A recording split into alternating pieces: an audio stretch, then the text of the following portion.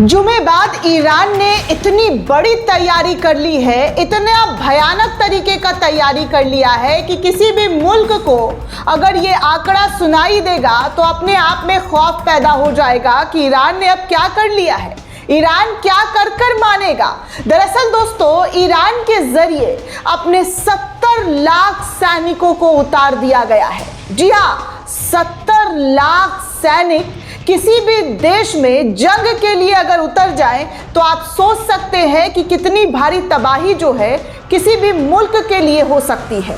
और इस वक्त ईरान इजराइल अमेरिका वॉर में ईरान ने मात्र 7 दिनों के अंदर 70 लाख सैनिकों को उतार दिया है। इस रिपोर्ट में आपको बताऊंगी कि कैसे ईरान के जरिए अपनी जंग को तेज करने के लिए बड़ी कार्रवाई कर दी गई है। साथ में आपको यह भी बताऊंगी कि कैसे सोशल मीडिया पर एक तस्वीर, एक वीडियो शेयर करते हुए दावा किया जा रहा है कि ईरान के जरिए अब मोसाद का जो हेडक्वार्टर है उसको आग के हवाले कर दिया गया है, यानी कि ईरानी मिसाइल ने उसे तबाह बर्बाद कर दिया है। बाकी आपको यह भी बताऊंगी कि दनादन जुमा के बाद दनादन कैसे अमेरिकी बेस पर बड़े हमले हुए हैं, बड़े धमाके हुए हैं, यह भी रिपोर्ट निकलकर सामने आ रही है। बाकी अमेरिका खुफिया विभाग के अनुसार एक बड़ी जानकारी सामने आई है। ईरान इजराइल अमेरिका युद्ध को लेकर कई कुछ दावा किया जा रहा है। बाकी इजराइल के अंदर क्या हाल इस वक्त हिजबुल्लाह के जरिए किया गया है उस पर भी चर्चा करूंगी और जाते जाते आपको बताऊंगी कि कितना बड़ा तबाही इस वक्त हाइफा शहर में दिखाई दिया जा रहा है। वीडियो को आखिर तक जरूर देखिएगा दोस्तों। बड़ी जानकारी, जंग के 35वें रोज क्या कुछ हो रहा है, कितनी बड़ी तबाही हो रही है और जुमे के बाद ईरान ने क्या अपना ब्रह्मास्त्र निकाला है, उन तमाम खबरों को एक एक करके आपके सामने रखूंगी। दरअसल दोस्तों, किसी भी देश के लिए जंग लड़ना आसान नहीं होता है। हर मोर्चे पर जंग लड़ी जाती है और जब आपके सामने आपका दुश्मन बहुत मजबूत हो, पूरी दुनिया में गाया हुआ हो कि भाई इससे ज़्यादा ताकतवर, इससे ज़्यादा शक्तिशाली कोई देश हो ही नहीं सकता, कोई मुल्क हो ही नहीं सकता।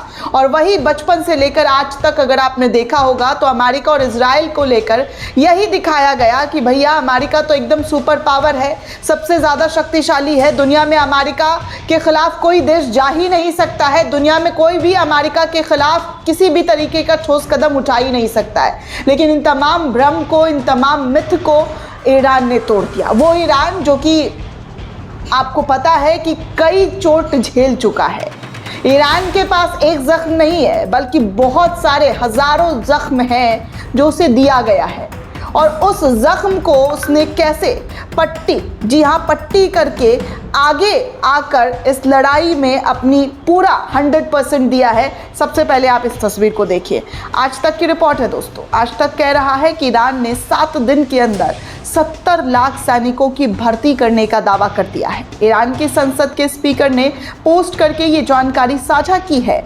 70 लाख ईरानी लड़ने के लिए आगे आ चुके हैं, यानी कि ईरान में 7 दिन में 70 लाख सैनिकों का भर्ती होना ये अपने आप में एक ऐतिहासिक पल, ऐतिहासिक क्षण कि कोई जो है 7 दिन के अंदर, यानी कि हर दिन, जी हाँ हर दिन बड़ी तादाद में जो है ईरान के लिए, वहाँ की जनता लड़ने के लिए सामने आई है।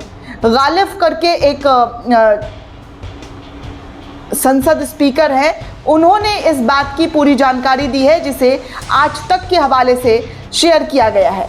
आज तक ने साफ तौर पर इस खबर को शेयर करते हुए जानकारी साझा की गई है कि ये हालात इस वक्त ईरान के अंदर बने हुए हैं कि 70 लाख सैनिकों को ईरान में उतार दिया गया है।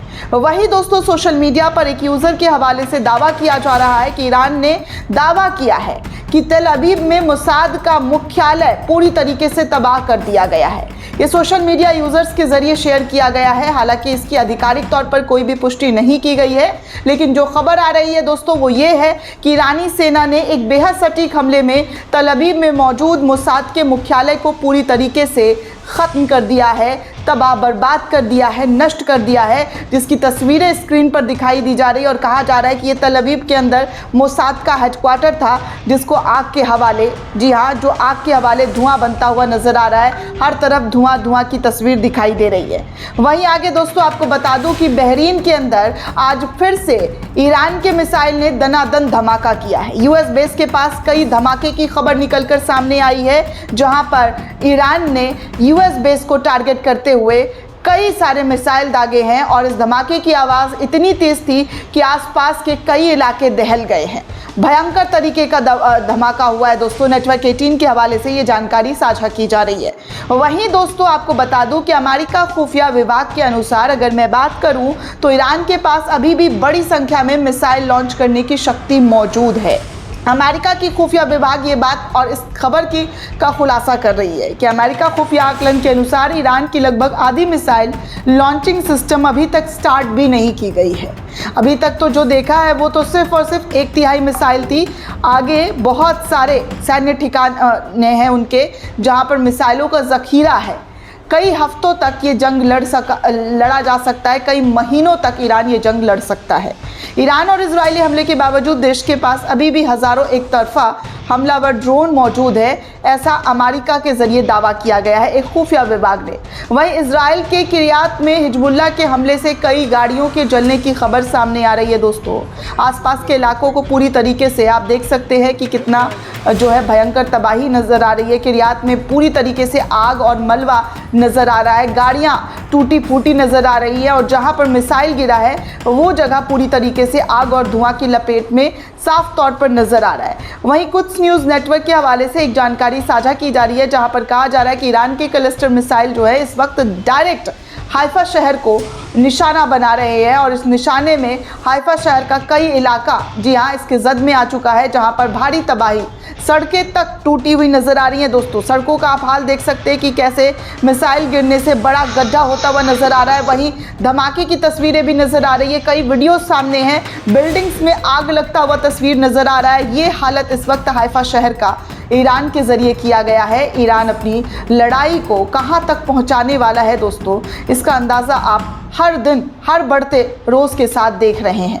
भयंकर तरीके से ईरान जो है इस लड़ाई को लड़ रहा है, जिसमें अमेरिका और इजराइल पूरी तरीके से पस्त होते हुए नज़र आ रहे हैं। कहीं पर भी उनको ऐसा सुरक्षित जगह नहीं बचा है जहां पर ईरान के ज़रिए हिट ना किया गया हो। ईरान ने तो पूरा का पूरा लिस्ट रिलीज़ कर दिया है कि कहां कहां पर वो अटैक करने वाला है।